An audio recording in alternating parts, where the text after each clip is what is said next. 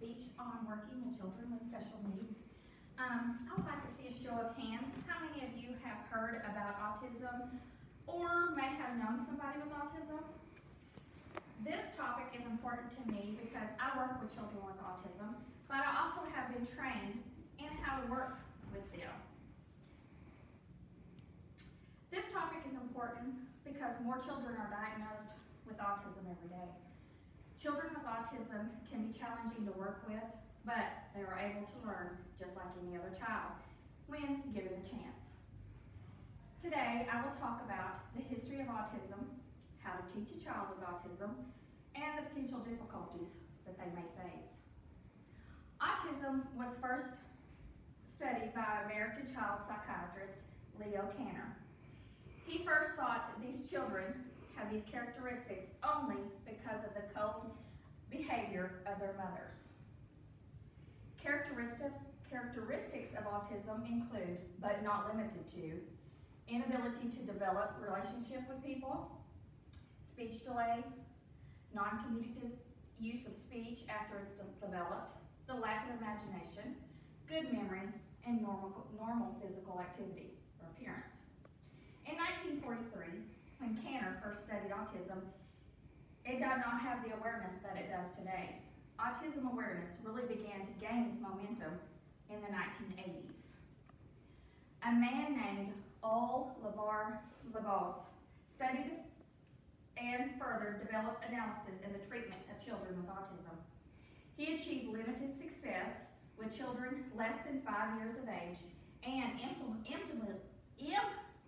implemented their need for therapy time for about 40 hours per week. This included speech, physical occupation, and in some cases, behavioral therapist. Autism awareness is well known today as there are more children diagnosed daily with autism. No child with autism is the same. Many have a variety of characteristics.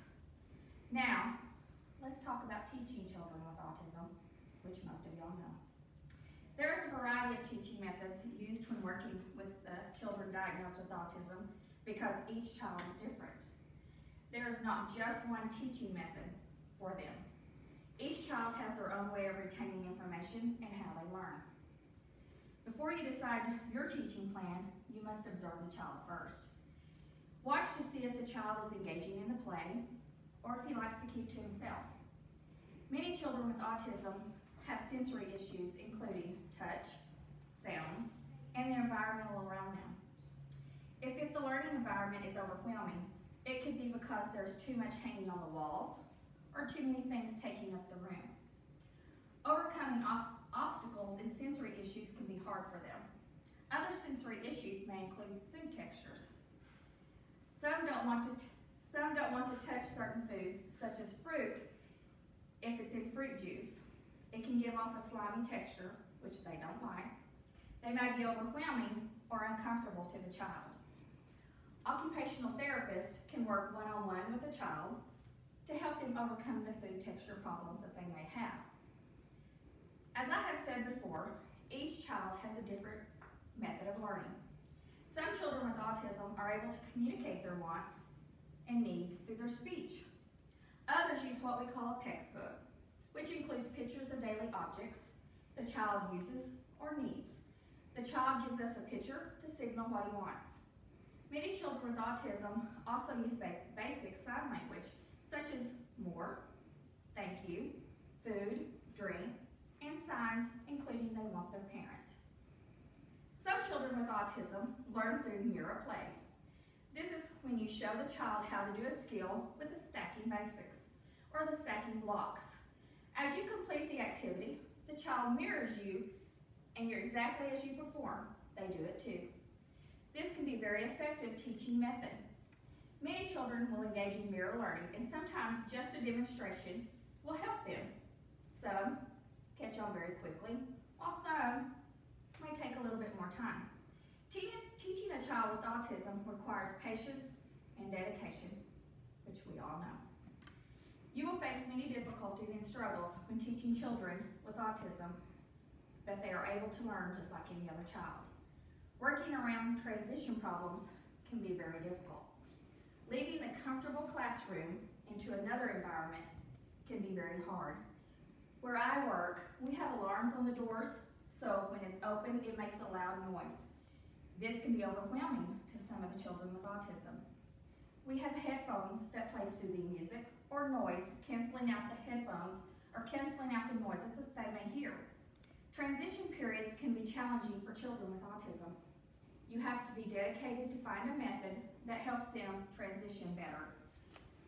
Sometimes a child will bring a toy from home, carry it with them, like a fidget cube, to take their mind off the transition process, to have something with their hands to do while their mind is working on the fidget prop. Some children have a delay in physical activities, such as running, jumping, and even walking, so they have physical obstacles that they must overcome when they transition. Seeing progress in a child can be very rewarding.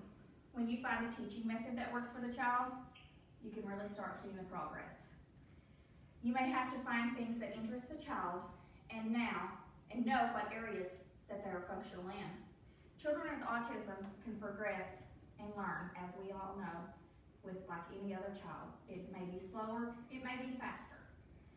When you get all their skill levels to where they need, you can start getting them to socialize and interact more with other children.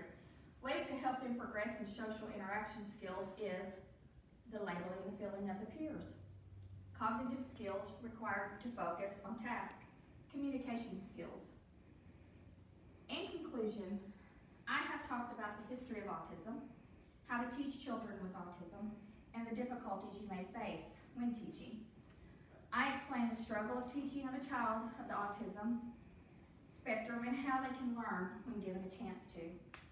I hope I have motivated you to look more into the autism spectrum disorder. Every child deserves a chance, no matter what disability they have.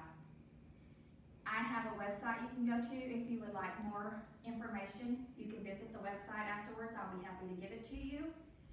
I ask that you please be patient with those with autism. They are unique individuals. Thank you for giving me your time today that I may share information about a topic that's very dear to my heart. Thank you.